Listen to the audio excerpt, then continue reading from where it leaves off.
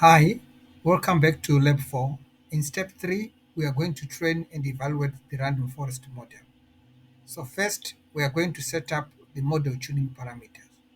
Here we are going to use the train control function from the current package. We are going to define the method as a repeated CV, which is a repeated cross validation. We are going to set up the number as 10 and repeats as 10. Next, we are going to set up the parameters for the random forest model.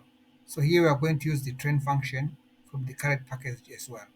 So here we'll set up the response variable, which is uh, which is the lane cover class, and then in the data here we have the training data sets, which comprises the predictor variables from Sentinel-1 and Sentinel-2 imagery.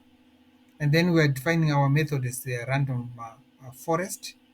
And then we are taking the tuning parameters from the fit control parameter that we have defined here. Right. So if we run this chunk of code, we will get our results. Please take note that this takes a lot of time because we have more training data, and we also have a lot of the predictor variables. So on my machine, this took about 30 minutes to run this chunk of code. Right. So next, we are going to use the print function to check the performance of our random forest model. So here we can see that we have a massive improvement in model performance. If you compare with labs 1 and 2, where we had about 78%, here we have our best model, which is an accuracy of about 92%, which is quite good. The next, let's check the parameters of the best model.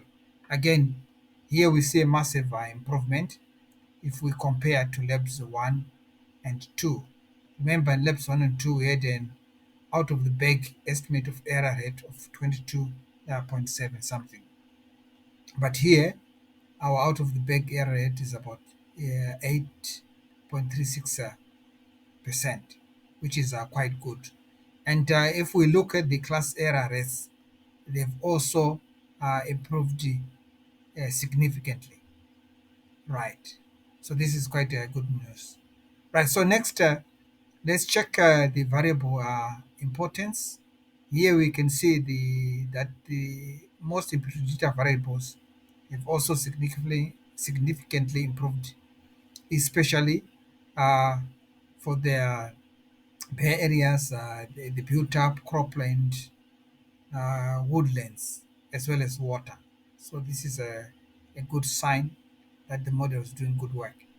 Then if we check the model performance using the new test data, we also see that there's a massive improvement in the model performance here. So here we have about 93% overall accuracy, which is quite impressive.